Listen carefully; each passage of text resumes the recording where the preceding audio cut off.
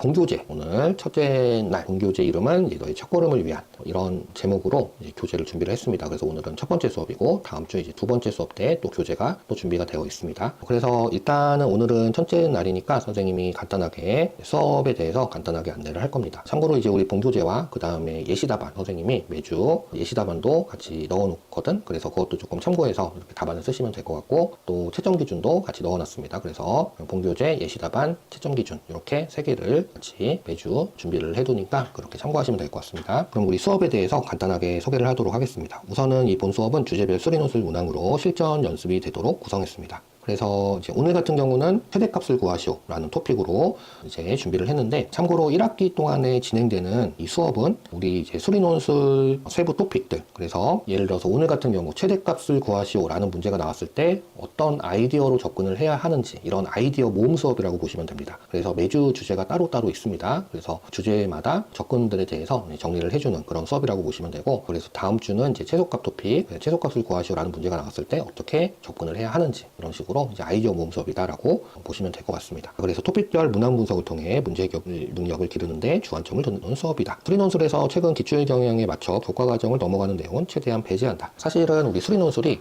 10년 전까지만 한 12년 이상, 한 2010년도, 그러니까 거의 한 14년, 13년 뭐 이맘때는 대학교 내용이 나왔었습니다. 대학교 내용을 이렇게 막 내고 그랬었는데, 지금 현재는 대학교 내용을 대놓고 내는 학교는 없습니다.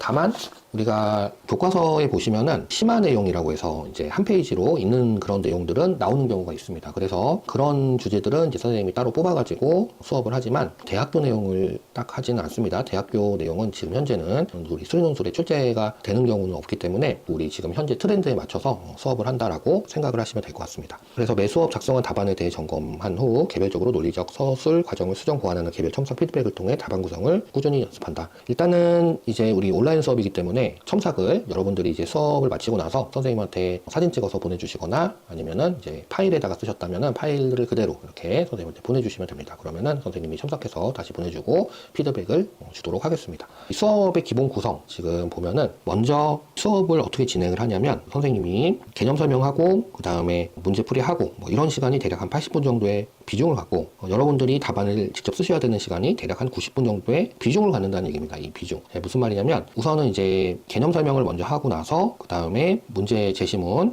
제시문을 여러분들이 풀 시간을 선생님이 이제 한 번에 다 주는 게 아니라, 제시문 하나가 있으면 거기 딸리는 소문항이 한 3개 정도 있다 그러면 1번 소문항 한 10분 정도 답안 쓸 시간 주고, 그 다음에 선생님이 풀이해주고, 2번 소문항 또 10분 정도 주고 또 풀이해주고, 이런 식으로 짧게 끊어서 합니다. 그렇게 했을 때 여러분들이 또 답안을 연습을 더 많이 하실 수가 있습니다. 실제로 보면. 왜냐면 이제 처음에 하시게 되면은 답안 쓸 시간을 풀타임으로 1시간씩 주고 이렇게 하다 보면 다 문제가 안 풀리게 되면 가만히 있게 되시거든. 그래서 특히 이제 우리 수리논술 같은 경우는 제시문에 소문항 간의 연계성이 있는 경우들이 있어서 1번 소문항이 안 풀리는 상태에서 2번 소문항을 풀 시간을 주는 게 의미가 없는 경우가 많습니다. 그래서 1번을 풀었다는 전제하에 2번 넘어가고, 2번 풀었다는 전제하에 3번 넘어가고, 이런 식으로 해야 여러분들이 각 문항에 대해서 연습을 하실 수 있기 때문에 그런 식으로 짧게 끊어가는 수업이다라고 알고 계시면 될 것 같습니다. 그렇게 했을 때 선생님이 개념 설명하고 문제 풀이하는 시간이 대략 80분 정도의 비중을 갖고, 답안 구성을 여러분들이 직접 하셔야 되는, 답안에 쓰셔야 되는 시간이 한 90분 정도의 비중을 갖는다. 그래서 실제로 여러분들이 답안에 쓰는 시간이 더 많다, 이렇게 알고 계시면 될 것 같습니다. 그 다음에 실전에서 시간 배분 연습이 되도록 주어진 시간 안에 답안을 연습하는 훈련을 할 건데, 아직 초반에는 하지는 않을 겁니다. 여기에서 선생님이 초반에 하지 않은 이유에 대해서 간단하게 좀 이야기를 한다면, 우리가 이제 이 수리논술로 합격을 하기 위해서는 결과적으로 3가지가 포인트인데, 첫 번째는 제한 시간 안에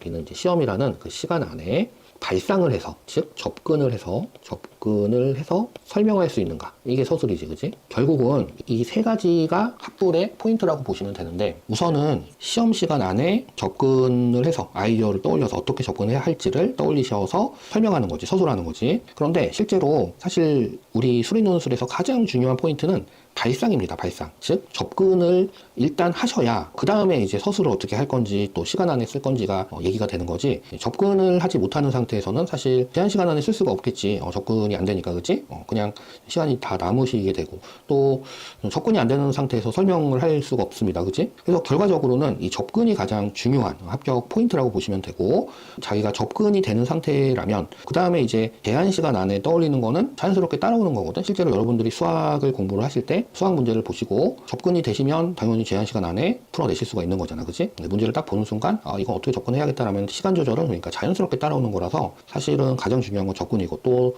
서술 같은 경우도 사실은 서술이 특별하게 어떤 거를 써야 되고 그런다기보다는 내가 전개한, 내가 답을 내는데 도달하는 과정을 설명하는 겁니다. 그래서 이 서술이라는 거를 크게 부담 가지지 마시고 내가 답에 도달하는 과정을 간단하게 간략하게 이렇게 표기하는 정도로만 해주시면 되는 거라서, 사실 서술 같은 경우는 수업하시면서 여러분들이 자연스럽게 늘어가시게 됩니다. 자연스럽게 늘어가는 부분이라 이 부분은 사실 크게 걱정하실 게 아니고, 제일 중요한 건 발상을 어떻게 할 건지, 접근을 어떻게 할 건지, 아이디어를 떠올리는 게 가장 중요하고, 그래서 초반에는 시간이 조금 더 걸린다 하더라도 스스로 문제를 보시고 발상하는 연습을 하셔야 합니다. 접근하는 연습을 하셔서 계속 끊임없이 연습하시고, 그래서 이런 문제는 이런 식으로 접근을 해야 하는구나, 이런 것들을 정리하시고 계속 공부하시고 챙겨 놓으셔야 합니다. 그렇게 해야 합격을 하실 수가 있고, 그렇게 됐을 때, 발상이 됐을 때 제한 시간이라든지 또 서술이나 뭐 이런 것들도 자연스럽게 따라오는 부분이라, 처음 수리논술 준비하실 때는 발상을 어떻게 할 건지를 고민을 많이 하시고, 틀리셔도 됩니다. 틀리셔도 되니까 자기 혼자 힘으로 자꾸 써보시려고 노력하셔야 합니다. 그래서 이 세 가지 포인트를 잘 기억을 해주시는 것을 추천합니다. 그 다음에 각 학생들의 서술 답안 평가 시 대학 측에서 발표한 평가 기준에 맞춰서 첨삭을 하게 되는데, 선생님이 이렇게 대학 측 평가 기준을 확인해 보면은 구체적이지 않은 경우들이 많아서, 이제 선생님이 그동안 다른 대학들 중에 구체적으로 밝힌 몇 개 대학들을 참고를 해서 첨삭을 한다라고 보시면 될 것 같습니다. 그래서 각 학생별 첨삭을 통한 수리서술 실력 향상의 주력, 최종 합격 답안을 위한 학습 방향을 제시한다. 우리 1학기 쿼리입니다.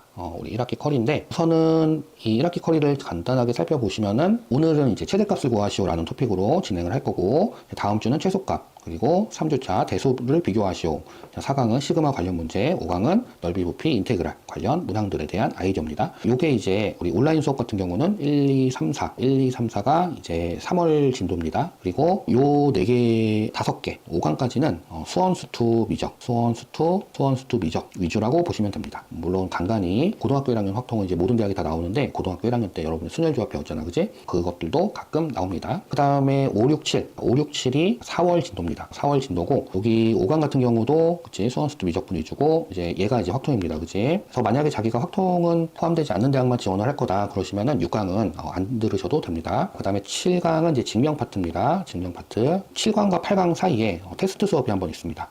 테스트 수업이 한번 있어서 이때 테스트 수업은 자기가 논술을 잘 하고 있는지 이런 것들을 좀 확인하는 수업인데, 참고로 테스트 수업에서 첫 번째 테스트 수업이지 1강에서 7강까지 이제 배웠잖아, 그지? 1강에서 7강까지 배운 이 내용을 가지고 테스트를 한다고 보시면 됩니다. 그래서 어떻게 하는 거냐면, 우리가 이제 최대값을 구하시오, 최소값을 구하시오, 대소를 비교하시오, 이런 문제들에 대한 아이디어들을 공부를 했잖아, 그지? 그러면 이제 이번 달 말에 작년 기출문제들이 대학별로 홈페이지에 뜨거든? 그러면 그 문제들이 이 최대값을 구하시오, 이런 문제가 나온 작년에 나왔던 대학들, 이 대학의 문제에 우리가 배운 아이디어가 잘 적용이 되는지, 이거를 테스트한다고 보시면 되고, 이 테스트 결과는 선생님이 개별적으로 또 체크를 해줄 겁니다. 그 다음에 8강, 9강, 10강, 11강 이렇게 4개가 이제 5월 진도입니다. 여기 4개는 수원수투 위주입니다. 수원수투 위주의 플러스 미적이다라고 보시면 됩니다. 수원수투 위주인데 미적이 포함된다. 그 다음에 이제 6월달에 여기는 약간 기하에 가깝습니다. 기하 플러스 미적. 이렇게 보시면 될 것 같습니다. 역시 자기는 기하는 재배할 거다 이러시면은 이때 6월 수업도 빠뜨리시면 됩니다. 6월 달에도 역시 테스트 수업이 있습니다. 그거 역시 마찬가지로 우리가 8강에서 13강까지 배웠던 것들이 작년 기출에 이제 출제가 된 것들을 선생님이 또 다시 찾아서 개념들, 이 접근들이 작년 수리논술 기출에 잘 적용이 되는지를 역시 테스트를 같이 한번 해보도록 하겠습니다. 참고로 3월, 4월 하고 4월 마지막 주는 공식 휴강입니다. 중간고사 1주 휴강입니다. 1주 휴강이 있고, 그리고 이때도 기말고사 1주 휴강이 있습니다. 그렇게 좀 체크를 하시면 될 것 같습니다.